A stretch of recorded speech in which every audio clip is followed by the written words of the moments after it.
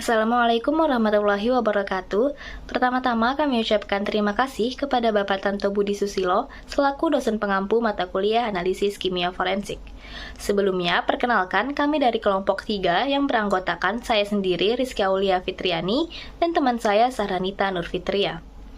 Pada kesempatan ini, kami akan membahas sebuah kasus mutilasi di Sleman beserta metode identifikasi korban secara forensik. Selamat menyaksikan. Kasus bermula dari temuan mayat yang termutilasi di sebuah penginapan di Kaliurang pada hari Ahad 19 Maret 2023. Setelah diidentifikasi, korban merupakan seorang wanita. Pelaku ditangkap pada hari Selasa 21 Maret 2023 setelah sebelumnya kabur ke Temanggung, Jawa Tengah. Pelaku membunuh korban lantaran terjerat pinjaman online dari 3 aplikasi senilai total 8 juta rupiah. Pelaku dari kasus pembunuhan dan mutilasi tersebut bernama Heru Prastiyo, berumur 23 tahun. Pelaku melakukan semua aksi kejahatannya seorang diri, sehingga tidak ada orang yang terlibat dalam kasus ini. Pelaku sehari-hari bekerja sebagai buruh harian lepas di perusahaan penyewaan tenda di Sleman. Adapun korbannya adalah Ayu Indraswari, berumur 34 tahun, yaitu seorang ibu muda asal kampung Ngadisurian, Kemantren, Kraton, Kota Yogyakarta. Korban merupakan teman dekat dari pelaku. Mereka pertama kali berkenalan di media sosial Facebook pada November 2022. Kasus ini terjadi di sekitar Jalan Kaliurang, Desa Pakem Binangun, Kecamatan Pakem, Kabupaten Sleman, Daerah Istimewa Yogyakarta. Pada TKP ditemukan beberapa barang bukti berupa alat pembunuhan dan mutilasi, meliputi satu pisau komando 30 cm, potongan besi 50 cm, 2 gunting, 1 gergaji, 1 cutter, dan 1 pisau ukuran 25 cm. Selain itu, barang bukti lainnya berupa surat ditemukan polisi pada saat penggeledahan di mes, tempat tinggalnya di wilayah Ngemplak, Sleman. Dalam surat tersebut, pelaku menulis permintaan maaf terkait uang yang dipinjamnya. Selain itu, dia juga meminta maaf terkait kebohongan yang pernah ia sampaikan. Di sisi lain, pelaku juga sering mengaku mengalami tekanan karena masalah gengsi. Di surat itu, pelaku mengaku hanya memiliki waktu sekitar 24 jam. Dia pun menulis tentang kemungkinan akan menyerahkan diri ke polisi atau melarikan diri. Selanjutnya, barang bukti lainnya ditemukan pada saat penangkapan tersangka di rumah salah satu anggota keluarganya di Temanggung. Barang bukti ini berupa sepeda motor, ponsel, dan uang tunai sekitar Rp300.000 milik korban. Sebelumnya, pelaku sempat menjual ponsel milik korban seharga Rp600.000. Berdasarkan kasus ini, ditemukan beberapa hal menonjol dari aspek forensiknya, yakni tubuh korban terpisah menjadi 3 bagian besar. Bagian pertama adalah perut hingga kepala, sementara 2 bagian lainnya adalah 2 kaki yang terpisah mulai dari pangkal paha. Bagian dada, perut, serta tengklai atas dan bawah korban ditemukan dalam potongan-potongan berukuran kecil dan sedang yang berjumlah 62 potongan. Pelaku memutilasi korban karena hendak menyembunyikan jejak pembunuhan. Pelaku juga berniat membuang sebagian tubuh korban ke dalam septic tank atau toilet. Sementara, tulang belulang hendak dibawa menggunakan tas ransel untuk dibuang. Namun, pelaku berubah pikiran dan meninggalkan korban di TKP, lantaran proses mutilasi yang memakan waktu lama.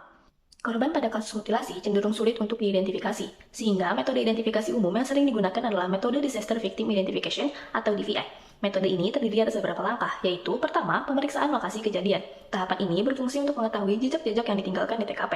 Kedua, pengumpulan data postmortem atau PM. Tahap ini juga dikenal sebagai autopsi. Jenazah korban diperiksa oleh spesialis untuk mendeteksi bukti forensik. Ini dapat mencakup sidik jari, odontologi atau pemeriksaan gigi, pembuatan profil DNA, serta indikasi fisik seperti tato, bekas luka, atau implan bedah.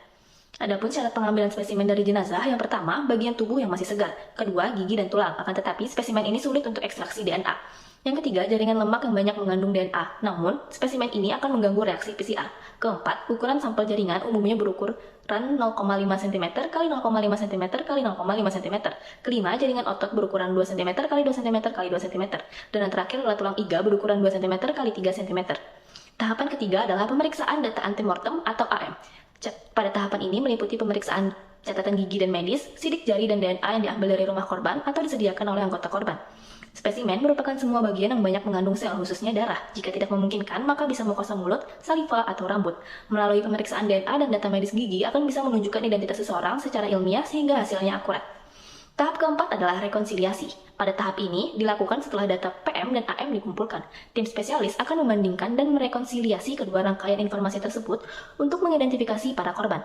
Proses identifikasi ini dilakukan dengan membandingkan sampel DNA dari jenazah korban yang dicocokkan dengan sampel DNA anggota keluarga korban melalui serangkaian proses uji laboratorium.